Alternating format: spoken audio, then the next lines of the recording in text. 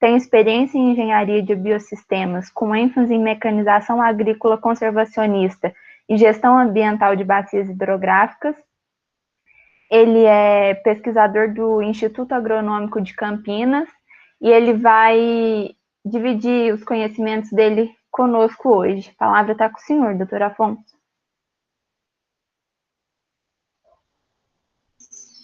Bom dia a todos, né?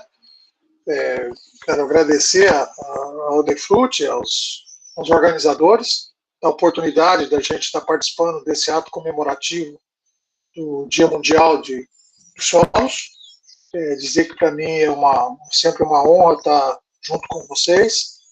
E a ideia básica da conversa, eu vou focar um pouco dentro do que eu imagino das necessidades do Odefruti como núcleo de estudos, e principalmente eu vou focar um pouco a palestra mais para os jovens fruticultores, né?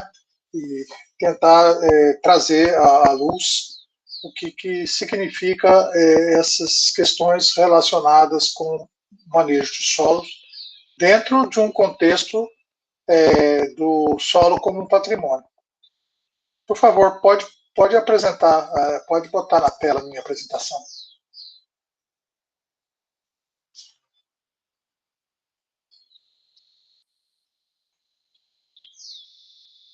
Ana Júlia?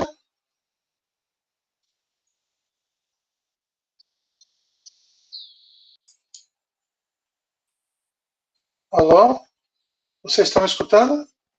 Estou sim, doutor Afonso. Eu só preciso ver que eu abri a sua apresentação, aí eu vou em uma janela, Bárbara?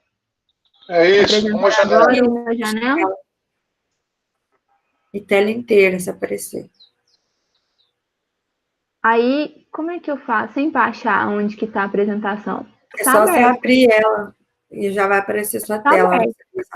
Não, não está aparecendo. Não está apresentando, na verdade. Eu abri aqui, agora apareceu para vocês? Não, você não está transmitindo. Não é em apresentar agora? É. Apresentar agora. Clica na tela que aparece e compartilhar embaixo. Clicar na tela que aparece? Apresentar agora, uma janela. E como se fosse um print do que está acontecendo na sua tela. Aí você clica nisso, ele vai ser selecionado, e você clica em compartilhar. Tá.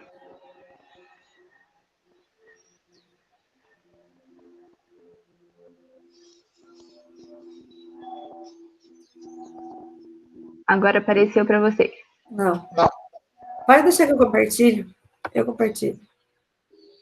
Ah, é que aqui é a tela inteira, Ana Júlia. Não é uma janela, é a tela inteira. É a tela inteira?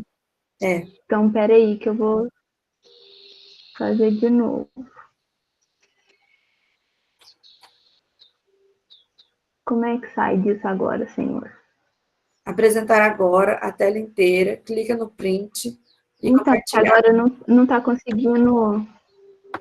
Eu tenho que parar de apresentar primeiro. Mas hoje tá, hein? Eu já estou compartilhando. A Bárbara já colocou. Deixa eu desligar meu microfone.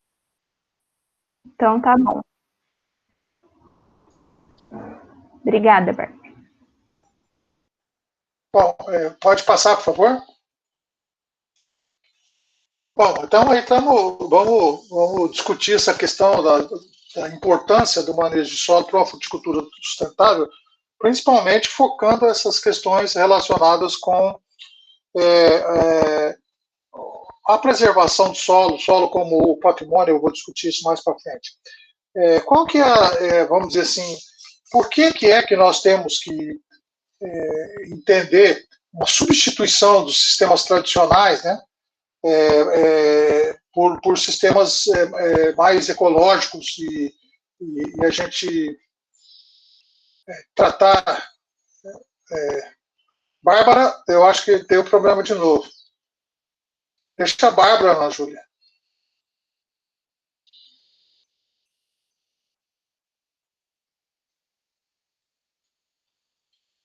Alô, pessoal? Oi. A Ana Júlia que está apresentando agora. Está aparecendo alguma coisa minha? Eu acho que a Ana Júlia que está interviu. Eu? Ana Júlia. Deixa só a Bárbara apresentar. Ai, senhor. Aí, agora vai dar certo. Então, há uma necessidade hoje de um entendimento, porque toda a base da agricultura convencional, da horticultura convencional, ela veio da Europa e veio dentro de um modelo de que todo o preparo de solo, o manejo de solo, teria que ser voltado principalmente para a nutrição das plantas, para facilitar o processo de disponibilizar para plantas nutrientes, né?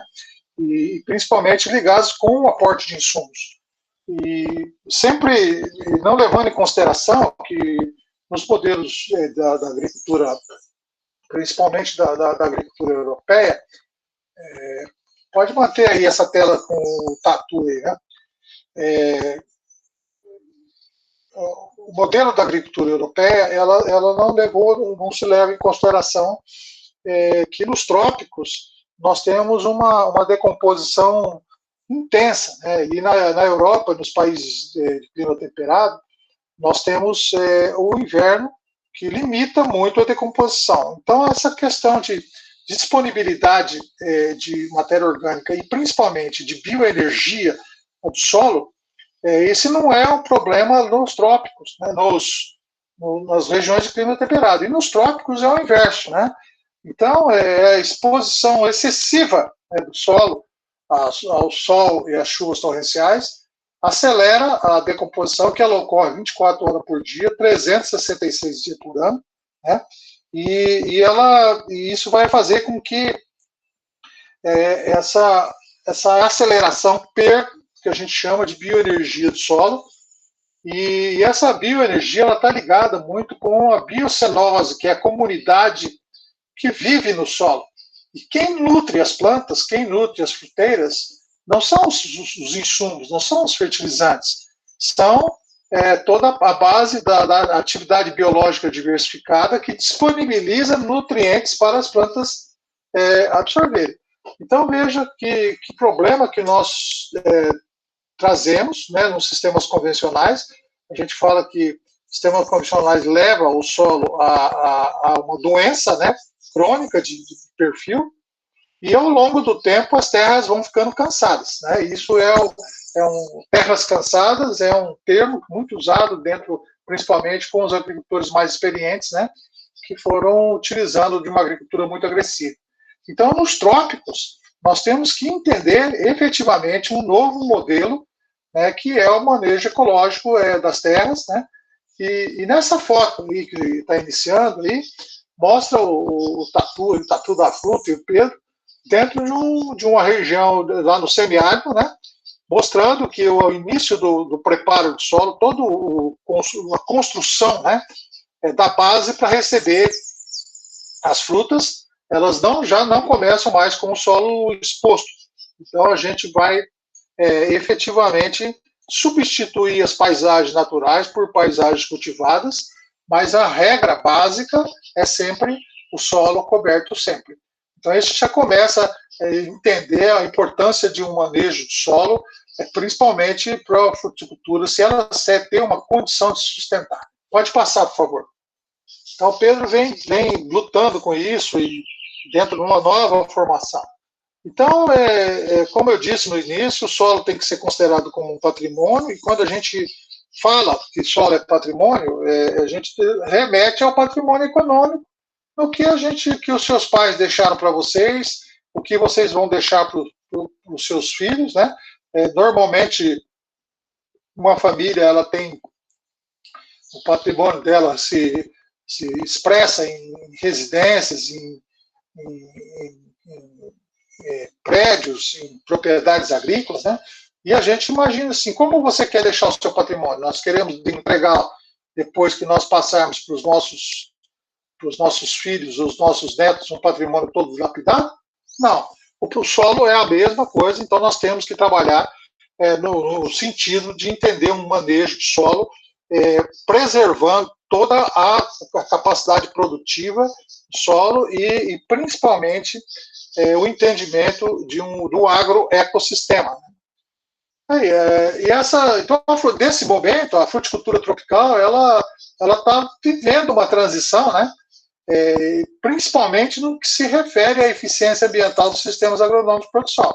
Então, quando a gente vê tradicionalmente você falar que o sistema agronômico recomenda um preparo de solo, expor o solo e uma calagem 3 meses antes, todo esse modelo clássico que ainda a gente encontra nos livros, que nós encontramos ainda, às vezes até nas aulas dos nossos professores, ele está migrando, né, para um sistema mais moderno, e principalmente ele tende a procurar duas coisas importantes, né, que é dentro desse contexto da preservação ambiental que vem sendo um objeto de desejos ou de exigência de escala mundial. Então, o mundo já está vendo que os trópicos não podem degradar tanto quanto a gente degrada. Nossa agricultura não pode ter o custo ambiental que ela tem. A fruticultura tradicional tem um custo ambiental muito forte. A tonelada de fruta com a tonelada de solo ou a qualidade ambiental do microbioma do solo ou daquele microecossistema, né? Então, tem 2 pontos importantes dentro desse contexto das exigências mundial. Uma é a exigência de mercado, as certificações, a denominação de origem, os terroirs, ele vem vindo, obrigando os agricultores a melhorar muito essa relação dele com o manejo de solo. E outro ponto crucial está ligado com a necessidade dos territórios municipais dar ênfase a bacias hidrográficas e ênfase à proteção, ao desenvolvimento do território municipal, principalmente território rural. Então, hoje, no cenário do Brasil, é que os municípios, a gente fala assim, eles degradam o seu território no atacado e faz gestão no manejo, né? Então, esses pontos são importantes. E quando a gente vai analisar a bacia hidrográfica, que ela é extremamente importante para o tecido urbano, para a cidade, para o mundo, né, para a vida, nós vamos ver que com as substituições das paisagens naturais por paisagens cultivadas, nós levamos as bacias hidrográficas a um conjunto de propriedades agrícolas, ou seja, as paisagens da bacia hidrográfica, que eram paisagens ecossistêmicas, que foram formadas por uma característica energética do ecossistema, ela passa a ser um mosaico de paisagens, de cenários, né, um diferente do outro, e a gente não substitui as paisagens naturais, que elas foram, vamos dizer assim, trabalhadas por Deus, né, nós tiramos o dedo de Deus e colocou o dedo do homem. Então, muda também o referencial de uma gestão, né, dentro da propriedade agrícola, que ela extrapola os limites da propriedade e a gente passa a ter um entendimento também de uma fruticultura contribuindo para uma agricultura coletiva da bacia. Então, isso é um ponto extremamente importante hoje, né, que nós não podemos ter áreas com fruticultura onde que elas não têm um compromisso com as funcionalidades hidrológicas da bacia hidrográfica. Isso implica em uma permanência manejo de solo, principalmente relacionado à produção de água e à produção de biodiversidade. Pode passar, por favor. Então, quando a gente fala assim, manejo ecológico do solo, a gente cria ou dá um destaque, quando fala manejo ecológico, não só manejo de solo, né? Ele destaca como prioridade a construção de cenários ambientais mais eficientes na fruticultura. Então, sempre você está partindo do princípio, nesse manejo moderno do preparo do solo, que nós temos ainda que arrumar, porque vamos dizer que nós pegamos a região de Lavras, Lavras tem mais de 200 anos de ocupação e uso das terras. Então, essas terras elas estão cansadas, as formas que a gente ocupou, o modelo de extrativismo, ela precisa de uma recuperação. Então, se nós temos mais de 100 ou 200 anos de áreas ocupadas, nós vamos ter que passar aí um período quase semelhante ou maior para recuperar tudo isso. Então, não existe dentro do manejo ecológico um manejo fechado. Então, o agricultor que passa a fazer manejo ecológico, ele sempre está se perguntando por que está acontecendo aquilo e como é que nós podemos trabalhar para melhorar a eficiência dos cenários ambientais, e eu vou tentar falar isso para os senhores mais para frente. A ecologia, quando fala manejo ecológico, remete à ecologia, que é uma ciência, que se refere ao sistema natural de cada local, né? Então, envolvendo o solo, clima, os seres vivos, bem como as inter-relações entre esses três componentes, que a gente vai chamar isso tudo tem dois conceitos importantes também, que vão ser levados dentro do conceito de manejo, que é o conceito de biocenose, que é a comunidade viva, e isso inclui, inclusive, os fruticultores dentro dela, ou o proprietário dentro dessa biocenose, atuando naquele espaço do pomar. E essa relação com o físico, ela se caracteriza como um conceito do biótopo, ou seja, a casa. Como é que essa comunidade forma a sua casa dentro do pomar? Como é que a gente constrói uma fruticultura não só focada na produção de frutas, mas sim focada na produção de vida, né? Então, trabalhar ecologicamente significa manejar recursos naturais, respeitando a teia de vida que existe em cada lugar, e a gente tem que, cada dia mais, trabalhar pensando que a biodiversidade é extremamente importante dentro de um contexto de uma fruticultura moderna, e principalmente para a preservação do patrimônio solo. Pode passar, por favor? Bom, o manejo ecológico ele se baseia em 5 pontos fundamentais. Está faltando aí a fonte, vocês me perdoem, mas isso a professora Primavera, em 2008, ela trabalhou esses 5 pontos fundamentais de uma forma brilhante, né? A doutora Ana Maria Primavera, que é a nossa o grande guru, né, da agricultura, do manejo ecológico do solo. Então, nós temos sempre quando a gente for trabalhar manejo, a gente vai ter que se ligar para entender o conceito de solos vivos e agregados, né, ou solos bem estruturados, o que significa isso, né? Como manejar a biodiversidade, né? Trabalhar e imaginar que no ecossistema o solo ele é protegido permanentemente, né? Então, nós temos que não existe solo exposto numa fruticultura moderna, no manejo ecológico, então sempre se parte já de cobrir novamente o solo, e todo o manejo de tratos culturais e condução do pomar é sempre imaginando que o pomar vai ficar coberto sempre. Então, ou cobertura morta ou cobertura verde. Então, não tem mais, dentro do contexto do manejo ecológico, a exposição do solo, né, como a gente já vê nos sistemas tradicionais, e ainda tem muito da fruticultura brasileira, né? E o quarto item está relacionado com o bom desenvolvimento de raízes. Então, no manejo ecológico, a raiz é extremamente importante, porque ela expressa toda a adaptação das plantas aos sistemas, né? Então, essa nova planta, que é uma planta exótica, que é a fruta, ela precisa ter um monitoramento, a gente precisa ter um contínuo observação de como é que o desenvolvimento das raízes, tanto das plantas de cobertura, quanto as plantas cultivadas, né, a gente precisa entender e monitorar a produção de raízes do sistema. E, por fim, o chamado autoconfiança do agricultor, porque o agricultor vai sair de um sistema que ele estava recebendo a informação, assistência técnica e fazendo como é que o técnico fala, para um outro agricultor com uma autoconfiança de entender ele como um ecoagricultor, um componente daquele agroecossistema. Então, aquele sistema agronômico passa a ter aquela característica dele, né? Então, já não é mais uma fruticultura nos moldes da academia, é um dos moldes do fruticultor, do agricultor. Pode passar, eu vou trabalhar os 5 temas mais profundamente. Então, quando a gente fala sobre solos vivos e agregados, ou solos bem estruturados, a gente pressupõe, né, que o solo vivo ele tem vários organismos interagindo entre si. com os componentes minerais e orgânicos do solo. Então, veja, manejar ecologicamente precisa entender solo vivo.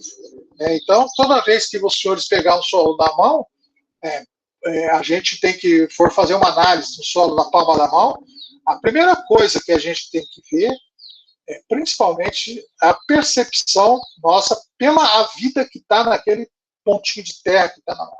Uma das expressões clássicas de vida do solo é o cheiro da terra, né?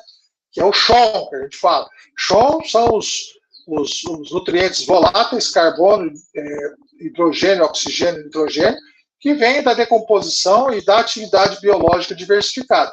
Então, quanto mais tiver cheiro à terra, indica que nós temos mais biodiversidade atuando e ela está interagindo entre os componentes minerais, ou seja, toda a base areia, silt, argila, né? Água, né? Ar, mais os componentes orgânicos, que é o sistema radicular, e diferentes formas de vida dentro do microbioma, tanto macro como micro-organismos que estão presentes lá. A dinâmica biológica, ela vai exercer uma função essencial na agregação do solo. No ecossistema natural, em condições naturais, a agregação ela é uma atividade natural. Então, quer dizer, quando nas paisagens naturais, nas áreas naturais, a agregação ela ocorre continuamente. Então, não existe nas paisagens naturais, nos ecossistemas, a desagregação. Porque uma das características do ecossistema é a forma que aquela comunidade ecossistêmica está lá agrega, ou seja, como ela junta areia, silt, argila, ela vai construindo as suas casas, construindo a estrutura de modo que ela torna o solo grumoso, que a gente chama. O solo grumoso é quando nós temos agregados formados por microagregados, e normalmente eles são todos redondos, né? Porque o arredondamento mostra que a atividade biológica passa. Então, é extremamente importante entender uma partícula de solo, e quando a gente for olhar as partículas, os pequenos torrões, a gente precisa buscar esse arredondamento. Então, todas as vezes que eu vejo o solo e ele tem muito ângulo, muito arista, o fragmento de solo, ele tem muito avistado, é que ele não teve uma atuação biológica interagindo com isso. E outro ponto crucial dentro dos solos vivos e agregados é que os organismos que mobilizam nutrientes disponibilizam para a planta. Então, veja, se nós não temos vida, nós temos uma nutrição deficiente. Então, aquela história, aquela coisa que a gente vê na universidade, ou a gente via que a gente tem que adubar com base na capacidade nutricional das plantas e no fornecimento de fertilizantes, ele não é bem assim. Na verdade, todo esse aporte é feito para a biodiversidade do solo. É feito para que os organismos utilizem dos insumos e mobilizem esses nutrientes e disponibilizem para as plantas. Então, as plantas, principalmente as fruteiras, elas não estão sozinhas. É como se fosse a gente com a flora intestinal, né? Então, toda a formação já começa quando a gente coloca uma semente ou uma muda, já começa uma interação que é a rizosfera. Os senhores devem ter estudado isso em botânica, né? A formação da rizosfera, que é aqueles pelinhos, aquela terrinha agregada na raiz, que na verdade não é uma terrinha, né? É um conjunto de micro-organismos atuando em associações ecológicas, como a simbiose, principalmente, né? Então, é isso que, no manejo ecológico, nós estamos trabalhando a biodiversidade, os organismos do solo vivo. E a gente também tem que entender o seguinte, que nos ecossistemas tropicais, a produtividade biológica ela é 5 a 6 vezes superior aos ecossistemas temperados. Então, por isso que quando a gente usou todo o mecanismo de tecnológico vindo da agricultura tropical, da agricultura temperada, a gente praticamente quase que grande parte das áreas nossas elas foram degradadas. E a gente tem muitos pomares com solos degradados, solos doentes, porque a atividade biológica é muito, muito superior. Então, toda a base de entendimento, de aporte de nutrientes e aporte de manejo, ela veio foi aquém das necessidades das regiões tropicais, dos solos tropicais, e dos pomares dentro das regiões subtropicais também, né? Pode passar, por favor. Então, quando a gente vai manejar no manejo ecológico o quesito biodiversidade, eu já falei um pouco sobre a questão dos solos vivos, mas efetivamente é muito importante entender essa questão da manutenção da diversidade de plantas numa mesma área. Então, isso passa também a ter o entendimento, principalmente com o manejo do mato, né? Então, as plantas cultivadas, elas não podem ficar sozinhas. Aquela forma que a gente achava, a lavoura bonita, é a lavoura que está no mato, aquela lavoura que não compete com as ervas daninhas, aquela questão de competição, no manejo ecológico, a gente tem que desfavorecer as plantas espontâneas e favorecer as plantas cultivadas. Porém, nunca extirpar as plantas presentes, porque nós precisamos ter manutenção da biodiversidade, principalmente para construir níveis de estabilidade de produção biológica. É extremamente importante isso, principalmente ligados aí com micronutrientes, no quais nós temos uma dificuldade de fazer aporte, e a gente faz aporte mais ou menos por 4 ou 5 nutrientes ou 6, e depois nós temos muitos nutrientes em déficit ao longo do tempo. Outro ponto, outra razão para manter a diversidade da vegetação é que ela fomenta o aumento do leque de nutrientes mobilizados, como eu falei para vocês, né? Todas as vezes que nós temos muitas formas de vida, nós vamos também ter muitos nutrientes disponibilizados para as plantas. E isso é diretamente responsável pelo desempenho fisiológico da fruta. Outro ponto importante, que a produtividade do ecossistema, né, ele vai depender da manutenção da diversidade vegetal. Então, a gente ter progressivas aumentos de produtividade ou a manutenção da produtividade ao longo dos anos, eu não estou falando isso em 5 anos ou 6 anos, mas vocês têm que lembrar que os pomares são substituídos, as plantas elas entram em senescências, as plantas, principalmente as fruteiras, e a gente não pode perder a capacidade produtiva do ecossistema. Então, esses são pontos extremamente importantes de entender capacidade produtiva do ecossistema, porque a gente não pode produzir fruta em solos degradados, ambientes degradados, né?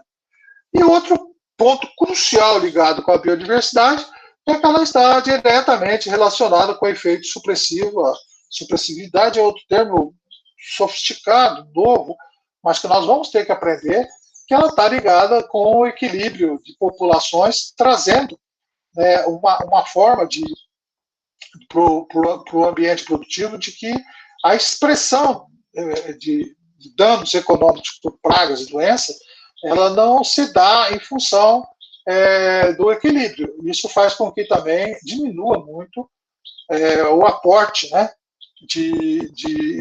principalmente de agrotóxicos, né, para o controle de pragas e doenças. Isso, na fruticultura, isso é muito importante. Nós sabemos muito bem que nós temos várias pragas e várias doenças que são pragas oportunistas, isso em função do desbalanço nutricional das plantas, em função principalmente da disponibilidade de nitratos no sistema vascular da planta, e isso faz com que a gente crie plantas fracas, né? Então, esses são pontos extremamente importantes dentro do manejo da biodiversidade. Pode passar, por favor. Outro ponto característico do manejo ecológico dos solos é a proteção permanente. Então, como eu disse já no começo, nós não podemos deixar os solos com uma radiação solar intensa, né?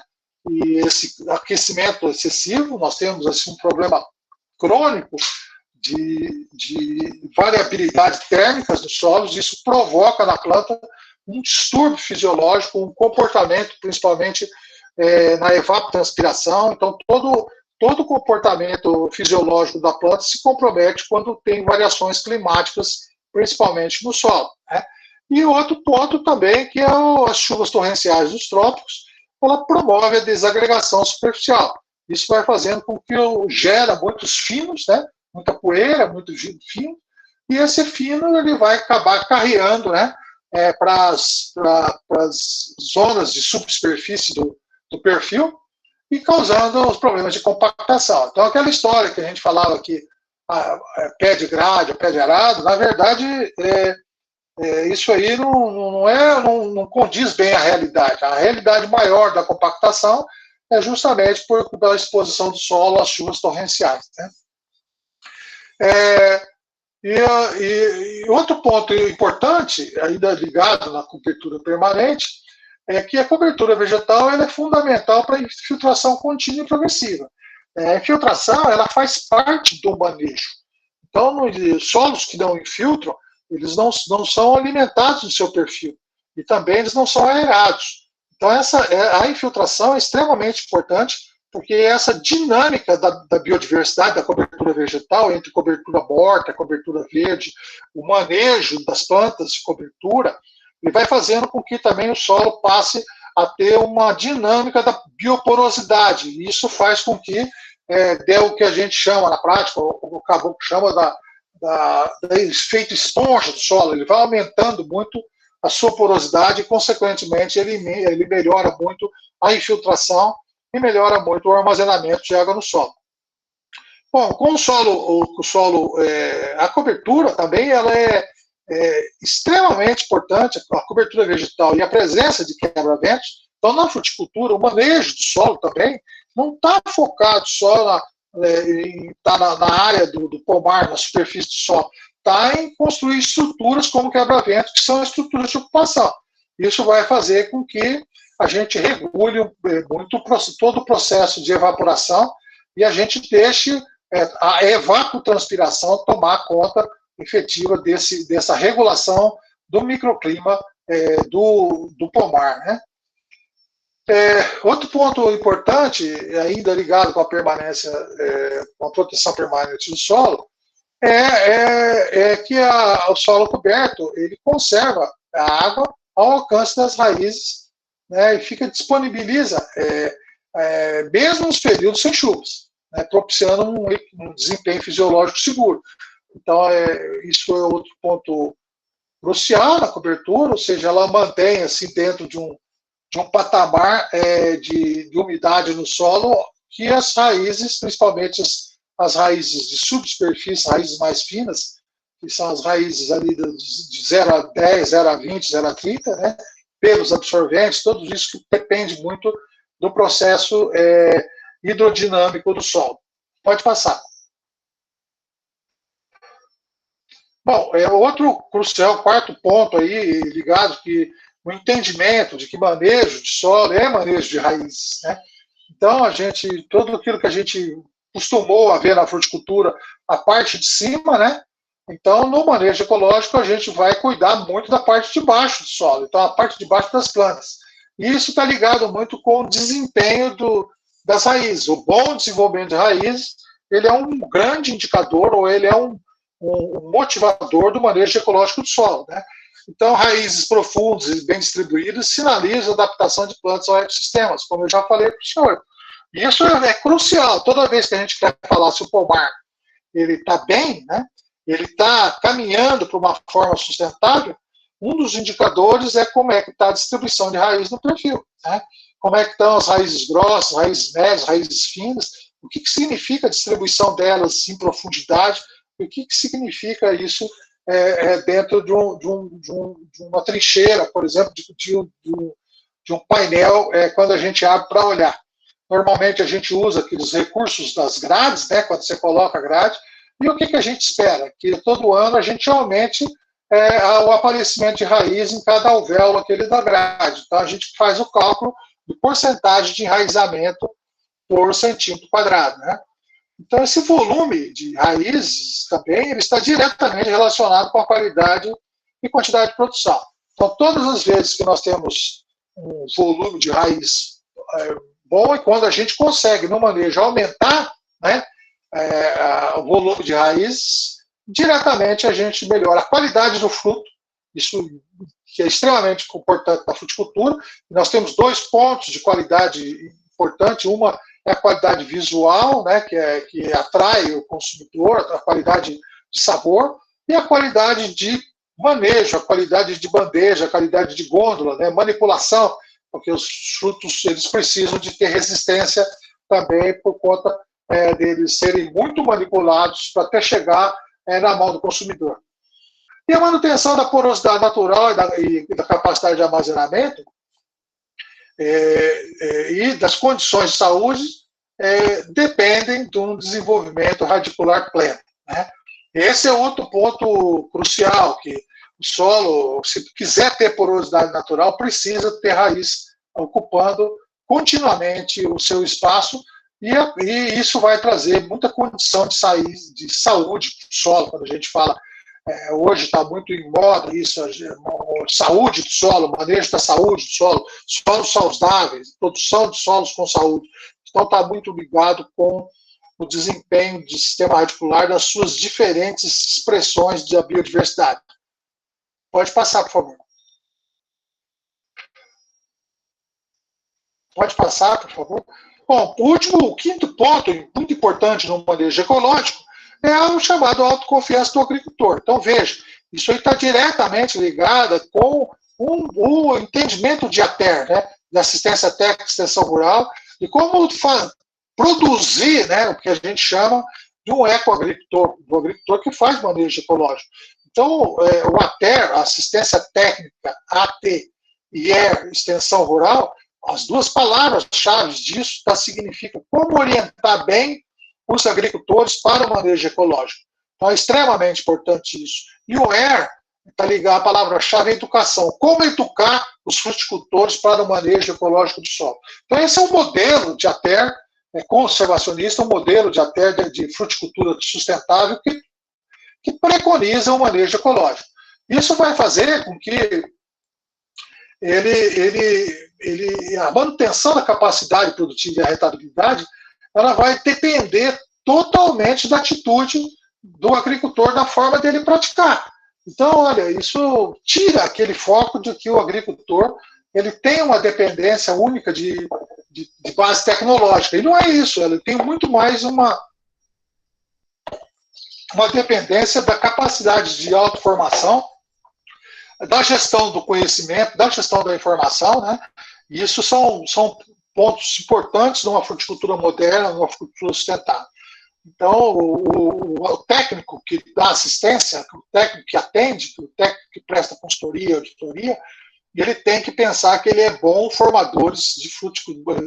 Ele é um formador de bons fruticultores. Os bons fruticultores, eles têm uma outra postura frente ao manejo do pomar.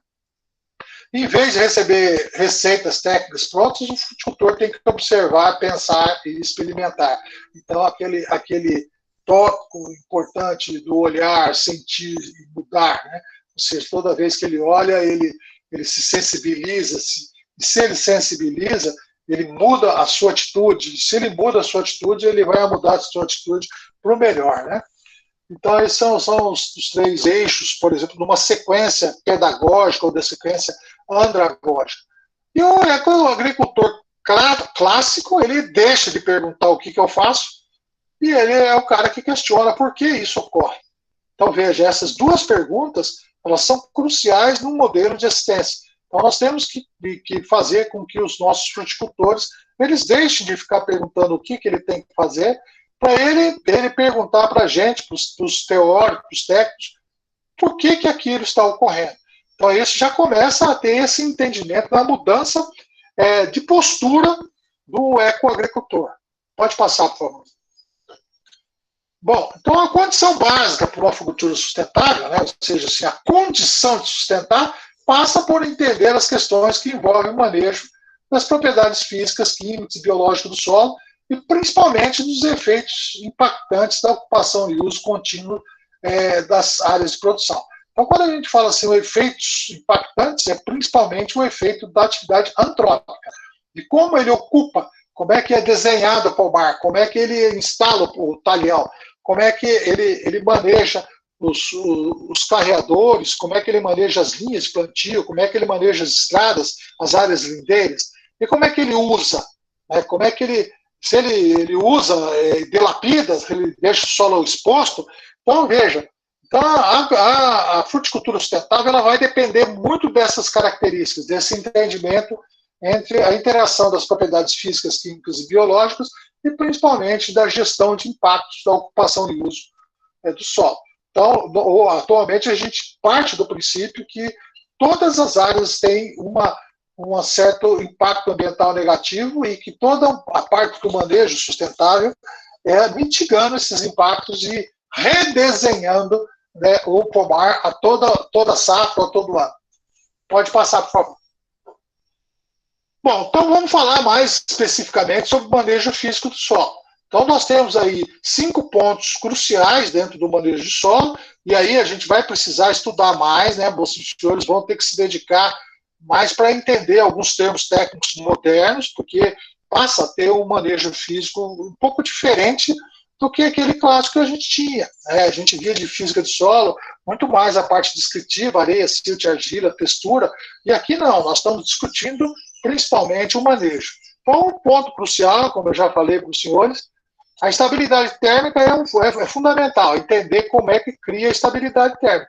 Aquela foto que nós vimos lá, o tatu lá, dentro de um pomar cheio de braquiária com o planta, é que ele já iniciou buscando uma estabilidade térmica para a implantação das mudas. Então, quando a gente vai manejar o solo fisicamente, a gente faz um preparo que a gente chama de 2 ou 3 anos, 2 ou 3 anos antes, 2 ou 3 anos depois, preparo de 5 anos.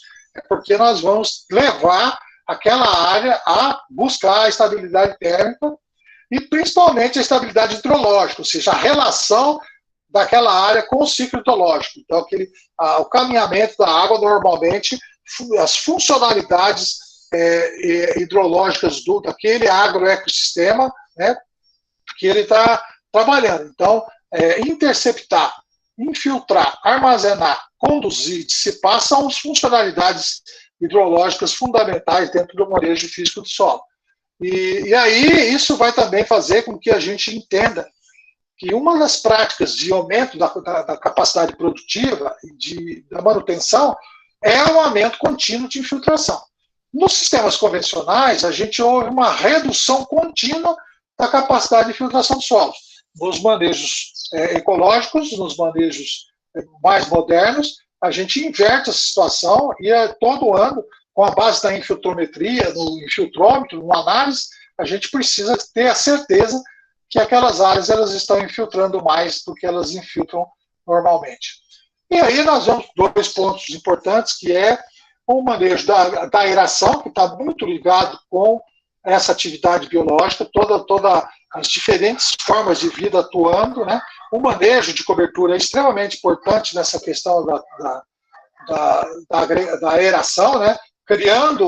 Ocupando espaços e criando espaços a todo momento dentro da dinâmica da planta viva e da planta morta, da planta viva e da planta morta. Então, esse manejo contínuo da cobertura vai trazer esse entendimento da aeração. E isso associado também com alguns fatores químicos, como é o caso de cálcio e boro em subsuperfície, né? A gente poder entender a correção do perfil para melhorar um pouco também o posicionamento do sistema radicular, para melhorar a aeração do solo. E o processo de agregação, como eu falei para os senhores, é extremamente importante entender que ele precisa ter o processo contínuo e melhorar o processo de agregação. Então, quando nós tornando as paisagens cultivadas, a gente começou a conviver com o processo de agregar e desagregar. Então, o processo de desagregação ele não pode ser maior que o da agregação. Então, por isso que o solo coberto e toda essa atividade biológica diversificada vai fazer com que a gente passe a recuperar todo aquele material que foi desagregado e a gente retornar a um processo de agregação contínua. Bom, quais são os instrumentos, né, de pesquisa, ensino e extensão que nós temos? Primeiro, o mapeamento hoje com os recursos de geoprocessamento, com os recursos tecnológicos, é extremamente importante entender o mapeamento físico do solo é fundamental o mapeamento físico do pomar, né? A gente poder criar o mapa de comportamento físico para a gente poder trazer o manejo linha a linha, pedaço por pedaço. A penetrometria, o uso de penetrômetro no pomar é muito importante, porque a gente consegue entender, não o penetrômetro não é só feito para compactação é um estágio que nós não queremos, né? E a penetrometria vai nos dizer como é que está a resistência do solo à penetração.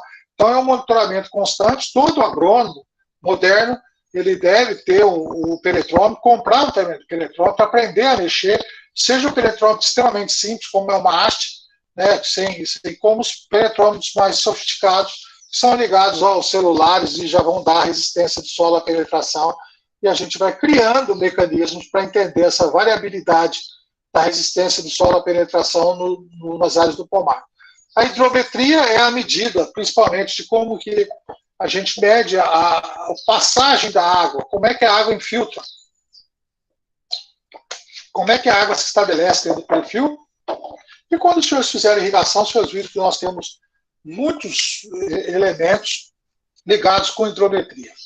E, por fim, a análise de agregados, hoje ela vem avançando muito, né? A gente coletar solo em superfície, subsuperfície, mandar para o laboratório para entender como é que está a resistência dos agregados e como é que está o desempenho de agregação, que, na verdade, expressa no desempenho da agregação, na quantidade de agregados redondos e arredondados que existe na amostra.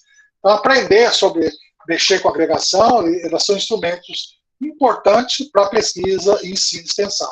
E quando nós estamos falando de pesquisa em ensino e extensão, eu estou dizendo da área do pomar. O ecofruticultor, o agrônomo que trabalha o manejo, ele precisa pesquisar continuamente as condições do pomar. Então, são elementos de pesquisa, por isso que os senhores fizeram muitas disciplinas relacionadas com a matemática, com a estatística, mexer com números é fundamental. Como ensinar, né, que está ligada com o entendimento, principalmente, de uma sequência pedagógica de cada um, sequência andragógica de cada técnico, de como ensinar a equipe, como trabalhar e dialogar com a equipe dos fruticultores. Então, esses instrumentos, eles são instrumentos didáticos, né, para poder mostrar, falar, principalmente dialogar com a equipe. E a extensão, que está ligada justamente com uma forma de a gente orientar e da forma que a gente vai buscar um relacionamento com os agricultores da região. Pode passar, por favor. O manejo químico do solo, nós temos bem evoluído dentro das universidades, por conta da química ser um setor muito privilegiado dentro da universidade, né? Então, tem alguém que está com o telefone aberto aí. Então, o manejo químico, eu vou passar rapidamente, um ponto crucial do manejo ecológico é o equilíbrio de bases, né? Então, a gente tem que entender a relação cálcio-magnésio, a relação cálcio-potássio, a relação magnésio-potássio, entender como que isso está equilibrado, é fundamental. O entendimento da correção de perfil, ele já não é mais aquele agressividade que nós tínhamos no sistema convencional, de fazer aeração profunda, mexer e fazer calagem profunda, então entender como é que se ocorre a correção do perfil, principalmente através da infiltração e do manejo da cobertura. Aí tem 3 pontos cruciais dentro da fruticultura, que é extremamente importante os fruticultores entenderem. A nutrição vegetal, né, que está ligada com o que a planta precisa, qual é a dieta que aquela fruteira precisa. Quais são os nutrientes importantes para aquela fruteira e como harmonizar isso com as outras plantas da biodiversidade. Então, é importante a gente entender a nutrição do mato, a nutrição das plantas de cobertura. Então, a nutrição está ligada com o que os nutrientes necessários para o bom desempenho fisiológico.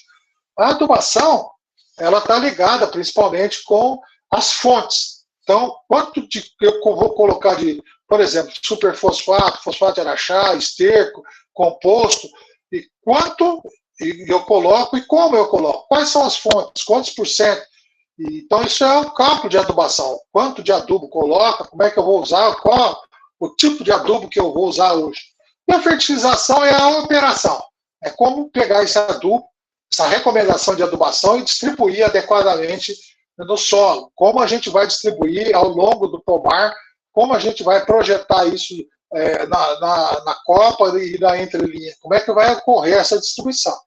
E entender também o processo de mineralização, ou seja, como que isso está sendo absorvido, como é que isso está se transformando dentro do solo, e por isso que é muito importante a gente entender que a mineralização ela está muito ligada com a atividade da biodiversidade, e ela que é que disponibiliza nutrientes para as plantas. E com o processo acelerado da mineralização, a gente corre também o risco de perder por volatilização, perder por percolação, né? Então, perder esses nutrientes por conta do excesso da mineralização. Bom, os instrumentos de extensão, pesquisa em si. Volta lá. O mapeamento, é outro ponto sempre, eu vou frisar isso. Os senhores têm que aprender a mapear pomar, têm que aprender a usar isso, têm que aprender a fazer um croquis. A amostragem, planos de amostragem, nós temos um plano de amostragem para a física, mas para a química é o outro. A gente tem que desenvolver esses arranjos de amostragem, principalmente ligado com a percepção dos agricultores e da produção, né? A formação de um banco de dados, porque na química ela é histórica no manejo ecológico, então a gente tem que ir arrumando ao longo do tempo, é como se você tivesse um problema de saúde e você fizer um acompanhamento do exame de sangue e o médico vai mudando a sua medicação e o seu tratamento até que ao longo do tempo você estabilize dentro de um patamar que o médico acha que é interessante. A análise gráfica, porque a análise gráfica ela é muito didática, né? O gráfico ele é entendido por qualquer tipo de pessoa, seja ele analfabeto ou não, e ele está muito acessível ao digital, né? Então, o comportamento de curvas, né, comportamento gráfico, é muito importante, os senhores têm que aprender a usar e fazer a representação gráfica do pomar, e ele marca o instante, né, que a gente está analisando. O desempenho, naquele momento, ele é eternizado pela confecção gráfica. Então, a gente tem cenários gráficos, né, do pomar, tanto para produtividade, quanto para fertilidade, para nutrientes, para cobertura, e a gente vai gerando aquele banco de gráficos, e essa também usa desse como instrumentos educativos. E o controle de qualidade de operações é extremamente importante, porque a gente tem que começar num padrão, né? O primeiro metro, principalmente da fertilização, o primeiro metro, o padrão que nós estamos colocando no primeiro metro tem que ser igualzinho ao último metro trabalhado. Então, essa uniformidade, regularidade das operações e a boa distribuição também está diretamente ligada com o desempenho da uniformidade produtiva das plantas. Pode passar, por favor? O manejo biológico, então, crucial de manejo biológico, começa com o entendimento de cobertura vegetal, manejo de cobertura vegetal. Outro dia a gente vai trabalhar, nós podemos fazer uma apresentação só sobre o manejo de cobertura vegetal no pomar, que é muito interessante, tem muitas coisas para a gente discutir e aprender, né? É o chamado biodiversidade funcional, isso que assim, dentro do pomar nós temos muitas áreas que não são só as linhas de plantio, né? Tem todas as estruturas, e qual o papel do funcionamento da biodiversidade ali dentro, como eu já falei para os senhores, o entendimento, principalmente, de conectividade, supressividade, resiliência, são termos muito ligados com a biodiversidade funcional, né, e os senhores vão ter que aprender como fazer isso, como conectar o pomar, tanto na área biológica, como conectar na parte operacional, logística, e a conectividade hoje digital também, que leva a gente a ter um entendimento de como nós estamos a tempo e a hora. Né? O sequestro de carbono, como eu já falei sobre o suporte bioenergético, o pomar é extremamente importante disso, porque nós temos que fazer pomares sequestradores de carbono, não emissores de carbono, né? Então a chance da gente poder trabalhar isso é extremamente importante. A rotação de cultura é outro ponto crucial, porque como nós temos monocultura praticamente de talhão, né? A gente precisa fazer as culturas intercalares para fazer a rotação, para melhorar a dinâmica biológica, né? E a contaminação biológica, que é os efeitos que nós temos da ocupação e uso do mundo ao longo do tempo, como é o caso de pragas, doenças que aparecem, oportunistas, né? Ressurgência de pragas que não existiam e começa a aparecer, ervas daninhas que elas são resistentes ou que não existiam e aparecem, pragas que foram introduzidas. Então, isso é muito importante a gente estar entendendo isso. E os instrumentos, normalmente, aí são esses quase que os mesmos que nós discutimos com vocês, e hoje, apesar de todos esses que nós discutimos, tem como destaque, hoje nós temos análise de atividade biológica, né, que a Embrapa vem trazendo hoje como mecanismo, e o manejo ecológico de pragas e doenças e mato, né, o MIP, que é integrado, que é extremamente importante dentro do manejo biológico do solo. Pode passar, por favor?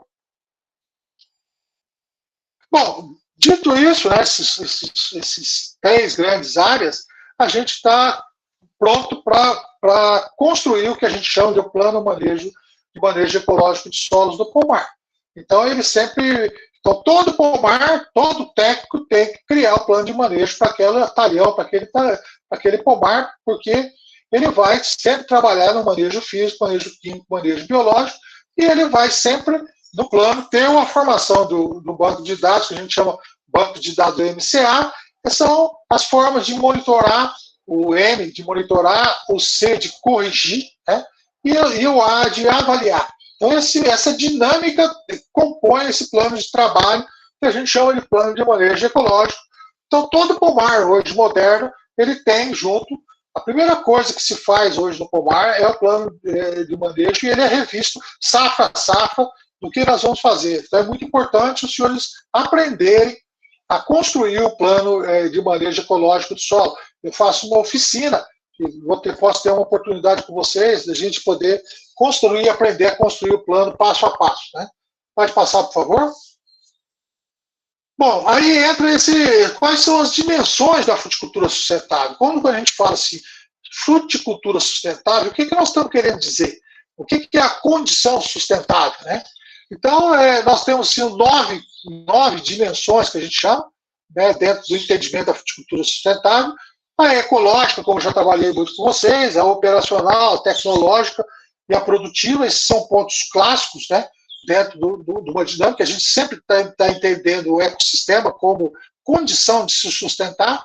E nós temos outros 4 pontos importantes, que é essa dimensão analítica, como a gente analisa, né, como essa análise traz essa sustentabilidade, a importância do acompanhamento, a formação de seres humanos, ou seja, pomares mais humanos, a fruta mais humana, mais voltada principalmente para o entendimento melhor da construção de ambientes melhores. Econômico, que é o que paga a conta, nós temos que entender uma dimensão principalmente rentável, né? Não adianta ter altas produtividades, mas com custo de produção muito alto, e a beleza cênica, né? Que vai nos trazer um entendimento do que é deixar o pomar belo, e a beleza sempre está associada ao bom manejo, né? E é extremamente importante a gente entender isso. Também tem oficinas que a gente trabalha tudo o manejo cênico do pomar, o manejo cênico das propriedades. E tudo isso vai levar à dimensão revitalizadora, partindo do princípio que os pomares estão sendo instalados em áreas que foram degradadas por um modelo de ocupação e uso, num modelo vindo de uma agricultura europeia, de um modelo tradicional, que ele precisa ser substituído, e hoje é a agricultura revitalizadora. Pode passar, por favor? Bom, isso também envolve o entendimento do que significa o chamado sistema agronômico. O sistema agronômico é o sistema que o agricultor usa.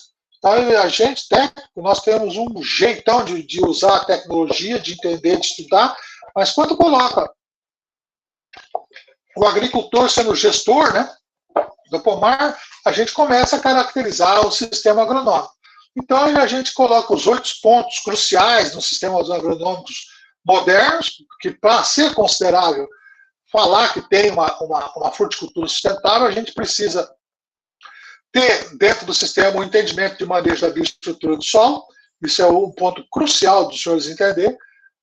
Os 2 conceitos importantes de supressividade e resiliência, eles vão, lembrando que supressividade está ligado com o equilíbrio das populações biodiversas, e a resiliência está com a condição de resistir principalmente as chuvas torrenciais, a seca contínua e as variações climáticas, como é o caso das geadas e tudo, esses três pontos, eles vão trazer o que a gente chama de uma autoimunidade natural, ou seja, ele está muito equilibrado, o equilíbrio natural vai trazer com que o pomar seja muito saudável e a gente diminua muito o aporte externo clássico da agricultura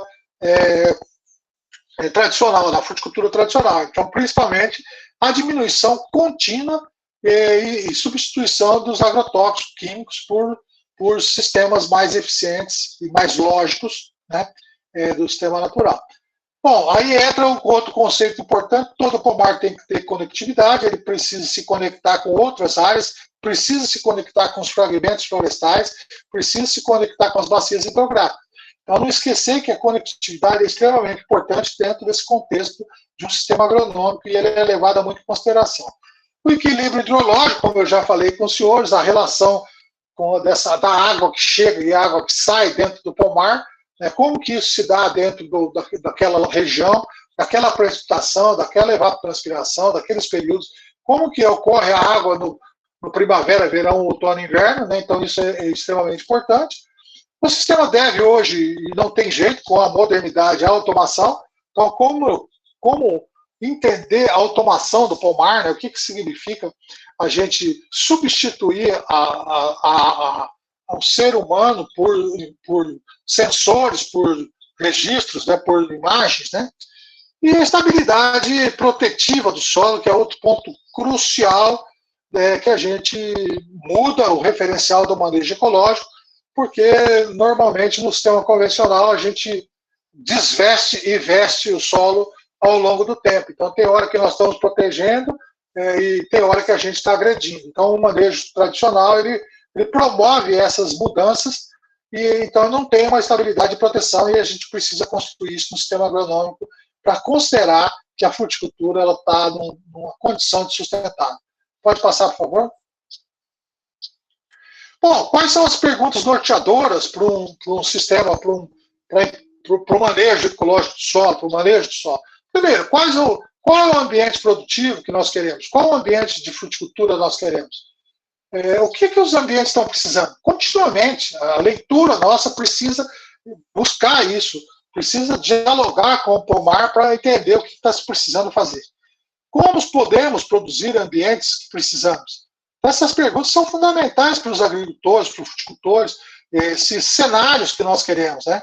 Como os ambientes se conectam, e esse entendimento de conectividade dentro do pomar é extremamente importante, porque ele não está no vocabulário do fruticultor, não está no vocabulário do sistema agronômico. Como organizar, né, os sistemas produtivos, esse é outro tema muito importante, outra oficina que a gente trabalha, a organização de ambientes produtivos, como é que se trata toda essa questão da ocupação e uso e a dinâmica de manejo, né? E quais os critérios utilizar para a gente poder fazer, principalmente o banco de dados, o sistema de monitoramento, correção e avaliação, né, MCA, que é extremamente importante a gente linkar indicadores próprios de cada técnico aí, ou de cada pomar para poder medir, para poder avaliar. Pode passar, por favor.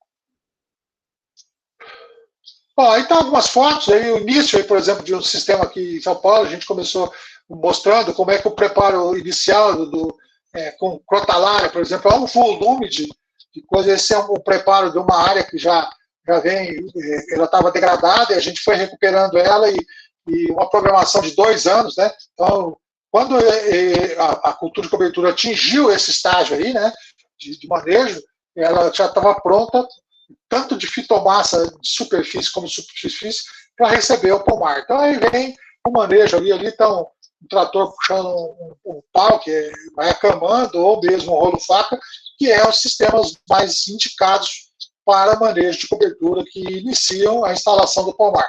Pode passar, por favor. Esse é outro exemplo, com outras formas também, com o nabo forrageiro, que também é uma região aqui em Jundiaí. Hoje nós usamos isso para a produção de fruta, para instalar o pomar, principalmente de uva, de caqui, de outras, né? Aqui também nós temos uma área que foi cristalina, mucuna preta e um coquetel de plantas. Vocês viram a mucuna, o sistema radicular, como ela prepara o solo para receber, a fruteira receber, né, para receber a muda da fruta. Então, a importância que tem do preparo antecipado, da cobertura inicial, né, dentro do manejo ecológico. Pode passar, por favor. Aí está o outro, aqui umas imagens também de manejo de cobertura do pomar já instalado, né? Então, vocês veem que o controle do mato na entrelinha e o mato na linha, depois o inverso, o controle do mato na linha e o manejo na entrelinha, mas sempre preservando biodiversidade, sempre preservando vida, né? Esse é um ponto importante. E dá para os senhores olharem também o nível desse pomar com essa infestação, teoricamente, de mato, mas olha o nível de produtividade, por que ele está sendo ancorado pelo tanto de produção que ele tem, e não significa que o mato vai comprometer a produção dele, né? Pode passar, por favor. Esse é outro modelo também de citricultura, feito na Holanda. Eles têm uma coleção desse trabalho, foi um plantio direto de citros que eu fiz, eles têm a coleção dessas fotos no arquivo do Neflut, que eu passei todos para vocês. Então, veja, isso aí é uma área que a gente usa braquiária, né? E tem uma braquiária rosicense, em torno de 20, 25 quilos, e a gente marca o talhão, depois roça e vai conviar para poder fazer o plantio dos sítios. Pode passar? Aí que beleza que fica. Veja, aí vai instalando todo de uma forma direta, né? Não tem mais o preparo convencional, a sulcagem, né? Então ele faz feito em cima da linha de secado e arroçado. Pode passar. Aí é uma panorâmica de como que o pomar fica, né?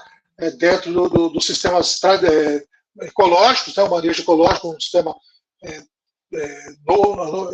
pode passar, plantio direto, principalmente. Isso é um outro início dos nossos estudos, feito com lixia, plantio de lixia dentro dessa maçaroca aí do pasto braquiária, né? Esse é outro detalhe do início da roçada, a braquiária quase no ponto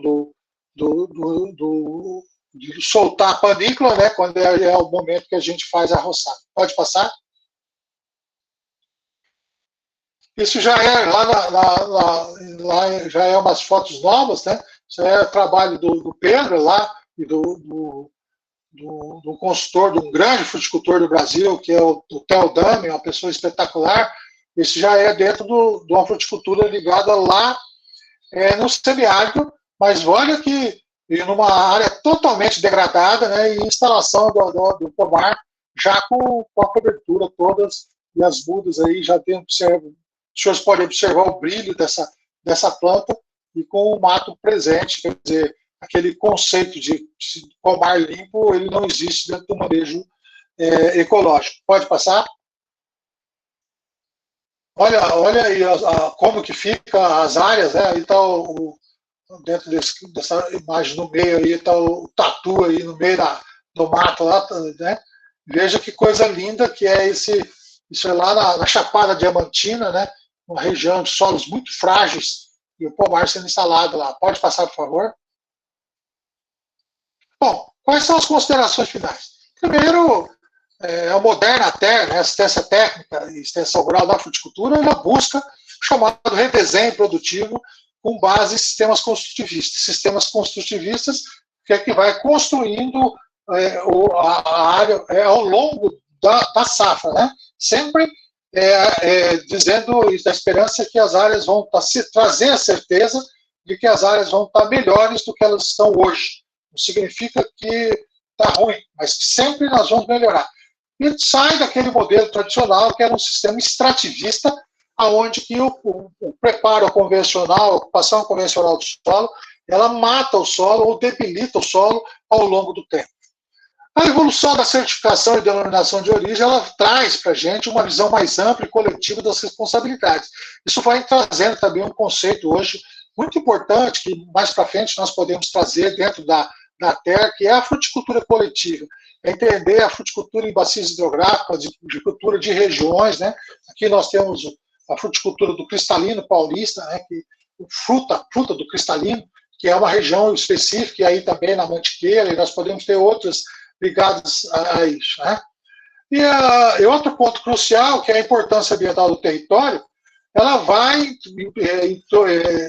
a situação ambiental dos territórios municipais, principalmente linkado hoje com a maior demanda, que é a qualidade e quantidade de água, ela vai induzir a sistemas agronômicos mais complexos para atender os diferentes anseios Então, aquele sistema de fruticultura que a gente usava de tabela, mas achando que tudo é uma receita de bolo, não existe mais, e a gente vai ter que aprender a conviver com a complexidade dos sistemas agronômicos. Pode passar, por favor? Bom, como uma conclusão. Primeiro, a ausência de um propósito conservacionista leva o pomar ao caos. A gente já sabe disso, já sabia, mas a gente passivamente aceitava degradar as áreas do pomar. A fruticultura sustentável leva a cooperação espontânea para o único objetivo, que é a conservação da capacidade produtiva do ambiente. Quando fala cooperação espontânea, porque a gente passa a não ter a voz só do técnico, é a equipe toda, é o grupo todo, é os fruticultores da região. Então, isso é uma coisa importante, focada na capacidade produtiva do ambiente. Nós não podemos mais produzir ambientes degradados, e sim ambientes produtivos. Pode passar. Bom, era isso que eu tinha a apresentar para os senhores. Muito obrigado pela atenção, desejo saúde, felicidade a todos. Estou aberto aqui para as perguntas, né? E a gente pode bater um papo agora. Obrigada, viu, Afonso, pela apresentação, por dividir seus conhecimentos conosco. Em nome do grupo, eu já agradeço o senhor.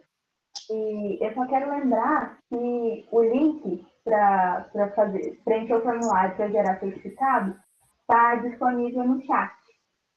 E ele fica aberto até 1 hora. Então, por favor, vocês preencham lá para poder gerar o certificado de vocês.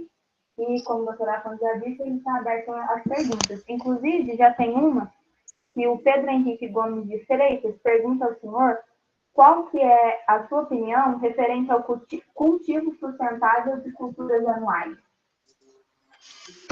Bom, primeiro a gente tem que entender o seguinte, né? Porque já começa assim. Quando você fala manejo sustentável de cultivos anuais, algum ponto já começa a diferenciar. Eu vou perguntar para você. Para ele ser sustentável, ele tem um plano de manejo? Entende? Se não tiver um plano de manejo, nós já começamos a se distanciar do conceito de uma agricultura sustentável. Então, é muito importante ter esse entendimento. E segundo, aí entra todos esses conceitos que eu passei para os senhores, que são esses 5, principalmente a cobertura contínua do solo, o manejo de enraizamento, todo esse trabalho. Então, veja, quando a gente trabalha o conceito de agricultura sustentável, nós estamos buscando uma condição de manter a capacidade produtiva e rentável das áreas. Ela precisa se sustentar de uma forma econômica e uma forma ambiental. E, principalmente, ela precisa sustentar uma forma humana, ou seja, nós não podemos degradar o ambiente que nós vivemos, né? E por isso que é muito importante. Então, a gente não pode linkar a agricultura sustentável só com insumos sustentáveis, só com a substituição, por exemplo, de agrotóxicos químicos por agrotóxicos orgânicos. Por exemplo, a agricultura orgânica, ela também tem um lado de falta de sustentabilidade quando ela trabalha com preparo convencional, quando ela trabalha de plantio morro abaixo, quando ela trabalha com irrigação intensiva, quando ela trabalha com um aporte violento de matéria orgânica.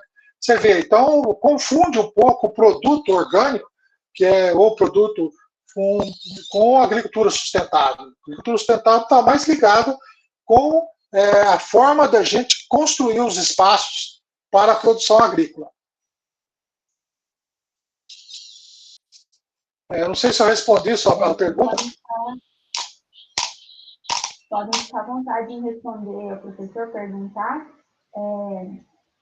O Edgar dos Santos manda aqui: parabéns pela excelente palestra. Aqui no Noroeste Paulista ocorre uma incidência crescente de nematóides entre os cícaros. principalmente nematóides melodóides. Como o manejo do solo pode contribuir nesse aspecto? Bom, primeiro, Edgar, obrigado pela sua participação. Eu acho que a gente precisa, colega da CDRS, extensionista, né, parceiro nosso aí dentro desse contexto. Então, o nematóide, primeira coisa quando a nematóide existe no solo, né? Qualquer um deles, principalmente o meloidóide, né? Ele é a expressão máxima da falta de biodiversidade. Então, a correção, quando a gente começa a entender o manejo de mato, o manejo de coberturas, a rotação de cultura, ele vai saneando ao longo do tempo e ele vai elevando a quantidade de nematóides a uns níveis irrisórios. Nós temos problemas, por isso que a gente fala que o preparo na fruticultura, ele é um preparo de 5 anos, porque nós não podemos jogar uma fruteira em cima de uma área com alto índice nematóide, porque aí a gente cria uma colônia de nematóides, é muito difícil da gente curar. Então é muito importante a análise antecedente, a gente poder fazer uma análise de nematologia, né, antes, para poder, às vezes é preferível a gente demorar 1 ou 2 anos para a gente colocar a fruteira e sanear esse problema de nematóide do que a gente já rapidamente colocar o pomar e depois conviver a vida inteira com o nematóide. E hoje o uso de nematicidas é muito relativo, né? Depende muito. E o controle de nematóides no pomar, ele está ligado com esse planejamento inicial, né? Para a gente sanear as áreas, e depois com a manutenção da rotação de culturas intercalares e manejar a cobertura, manejar principalmente o mato.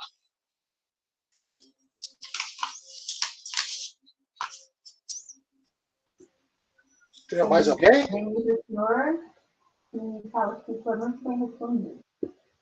Ô, Afonso, eu queria te fazer uma pergunta sobre todo esse manejo sustentável, tudo mais. No início do manejo, a gente pode ainda entrar com adubação química, iniciar essa correção do solo nutricional de forma química, e depois isso vai se tornando mais desnecessário? Como é que é, assim? Há uma tendência, Bárbara, né?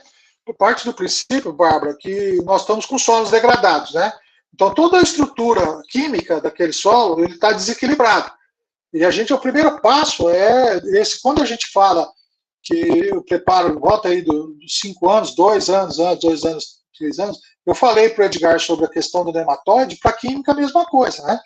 Então, para a gente, por exemplo, desenvolver sistema radicular de fruteira, normalmente a gente fala que uma fruteira é calcífera, ela precisa de cálcio para desenvolver. Então, ela precisa ter, por conta do sistema radicular da fruteira, que ela tem assim, três diferentes tipos muito característicos de raiz, né? Nós temos as raízes primárias, que são as raízes mais grossas, que são as raízes de reservas, elas precisam se formar rapidamente, então montam um eixo na planta para ter raiz de reserva, porque depois que vai formar o fruto, né? Aí nós vamos ter as raízes de ocupação, que a gente chama, que é as raízes que elas buscam o espaço, que aumenta a capacidade de absorção da planta, né? E nós temos os pelos absorventes, todas essas raízes terciárias, raízes finas, que elas são responsáveis por essa integração com a solução do solo, né? E aí, a correção é muito importante, né? É extremamente importante a gente entender como é que está o perfil do solo. Agora, precisa tomar um pouco de cuidado com solos muito frágeis, né? Então, essa correção hoje, a gente está jogando para se trabalhar a correção química sempre no outono. Então, fugir do preparo do solo, da mobilização, nos períodos de chuva que antecedem. Então, a calagem, a gessagem, a potassagem, até a adubação verde, inicial para a gente sempre coloca o outono, né, como mês de referência de ajuste para o pomar. Então, no outono, a gente faz todas as correções que a gente precisa, faz o entendimento e a estratégia que a gente vai usar, e daí a gente parte com uma cultura de inverno, como a gente pode colocar o milheto, pode colocar a própria braquiária, ela se estabelece inicialmente num nível interessante de inverno, e as leguminosas de inverno, as gramíneas de inverno, como é trigo, como é centeio, como é aveia, né, tem muitas delas, né?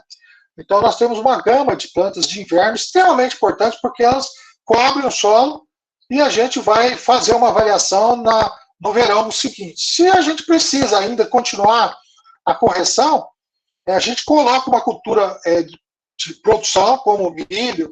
Normalmente, milho é excelente parceiro da fruticultura, né? Porque o tipo sistema radicular, a quantidade de fitomassa.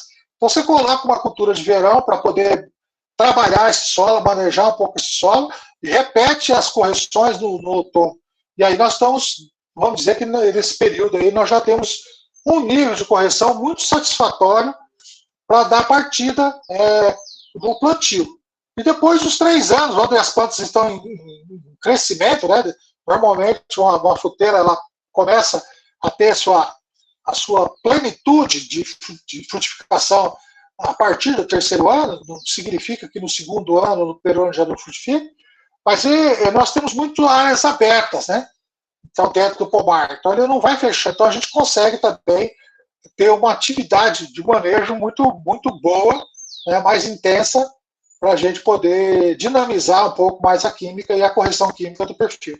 Sempre imaginando que aquele equilíbrio de base, eu gostaria muito que vocês estudassem isso, né, porque é um modelo mais harmonioso, né, com os sistemas ecológicos, né, porque senão a gente não pode também ir usando dentro do manejo ecológico.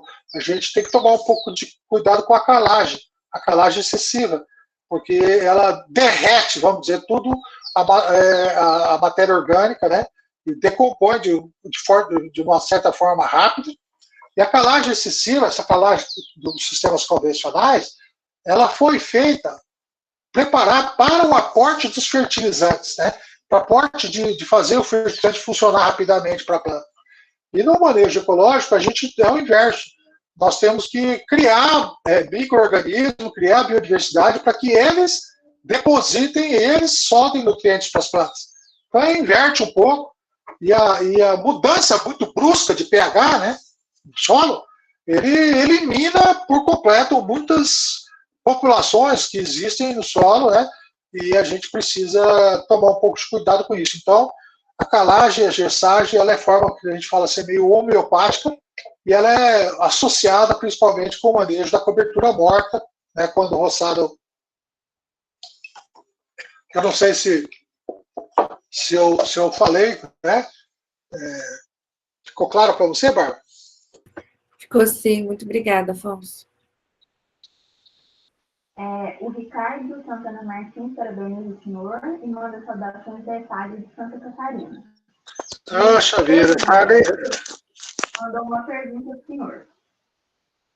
Como fazer a semeadura das plantas de cobertura em sistemas já estabelecidos, onde a incorporação da semente é mais difícil?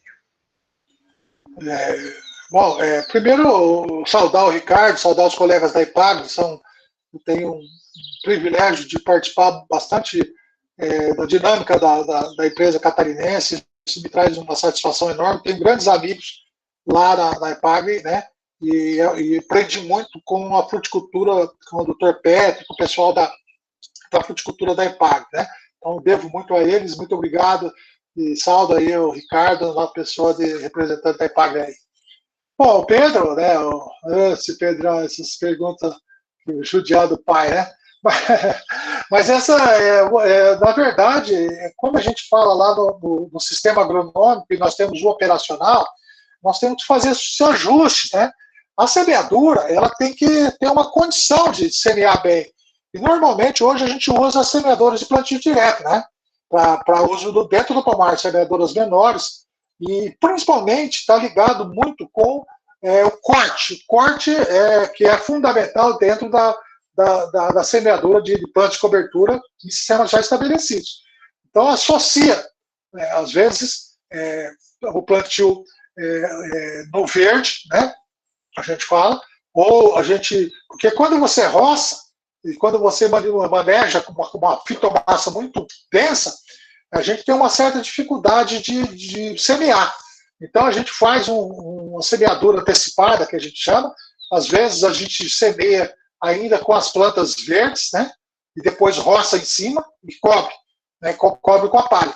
Então esse é um mecanismo já bem conhecido para a gente poder trabalhar essas dificuldades. Então, todas as vezes que nós formos fazer semeadores de planta de cobertura e sistemas já estabelecidos, é muito importante entender esse ponto aí, né, de ajuste. Então, o disco de corte e o facão rompedor da semeadora, ela trabalha melhor com material verde, né? Então ele corta melhor.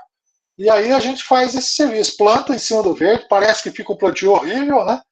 Mas a gente roça em cima, e tem muitos que ainda usam herbicida. Eu não sou contrário ao uso de herbicida, mas na minha concepção, herbicida é uma coisa provisória dentro da fruticultura, e a gente vai ter que evoluir para os sistemas de manejo onde não inclua herbicidas, porque também o efeito fitotóxico do herbicida nas plantas cultivadas, as plantas verdes, né, as plantas precisam metabolizar todas as moléculas de herbicidas, e isso causa um certo desarranjo fisiológico. Então, a fruticultura ela tende a não trabalhar com herbicida, e a gente precisa aprender a manejar bem e criar mecanismos operacionais para que facilite essas questões.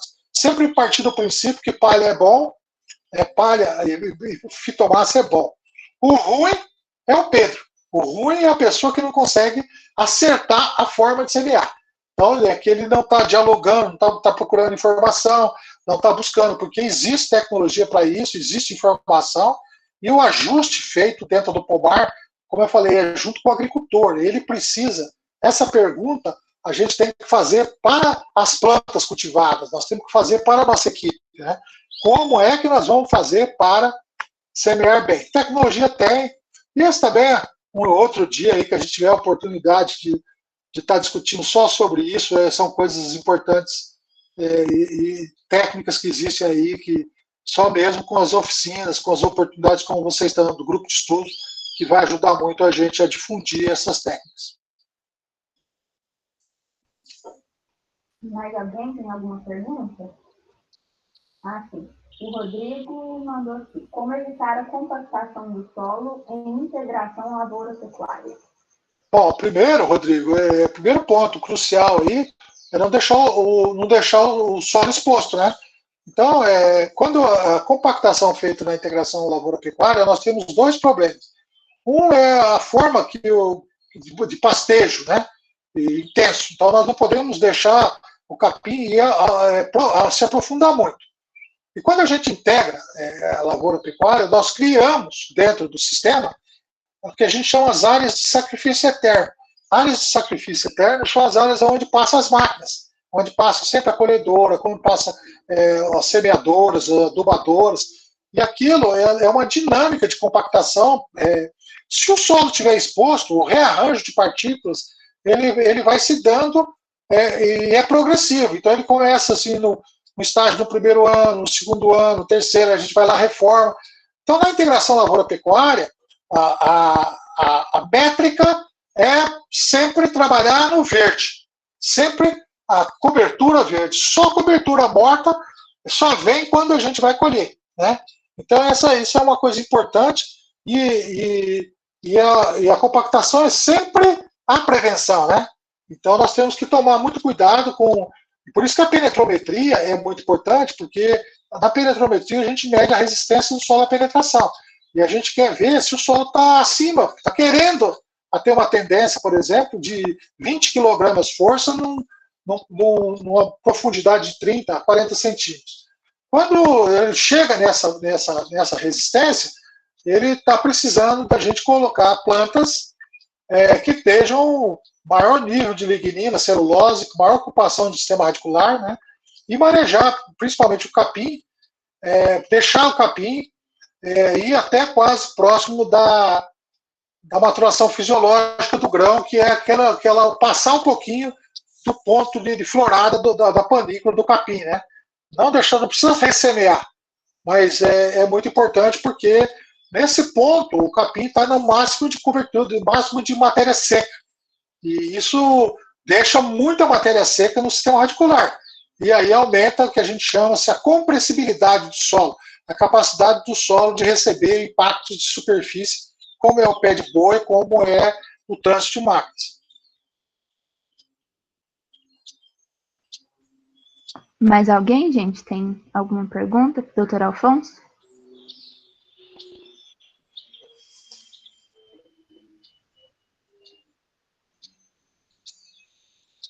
Eu acho que não, né? Então, mais uma vez, eu gostaria de agradecer ao senhor pela disponibilidade, viu? Pedir desculpa a todo mundo pelos transtornos do início. E a Maria Beatriz está agradecendo e parabenizando o senhor, viu, doutor Afonso? Muito obrigado, Maria Beatriz. Obrigado a vocês todos, né? Para mim sempre vai ter um prazer. Podem contar comigo sempre, né? Toda vez que precisar, eu estarei aqui à disposição dos senhores. Muito obrigada. Só quero lembrar mais uma vez para vocês preencher o formulário que está aqui no chat, o link, tá bom? E assim fica encerrado. Muito obrigada, viu, doutor Afonso? É isso. Muito bom para vocês, muita saúde, felicidade. E estudem bastante, se dediquem bastante à fruticultura, que é muito importante, e o Brasil precisa de muitos técnicos fruticultores. Tchau. Beijão a todos. Tchau, obrigada. Bom dia. Bom dia.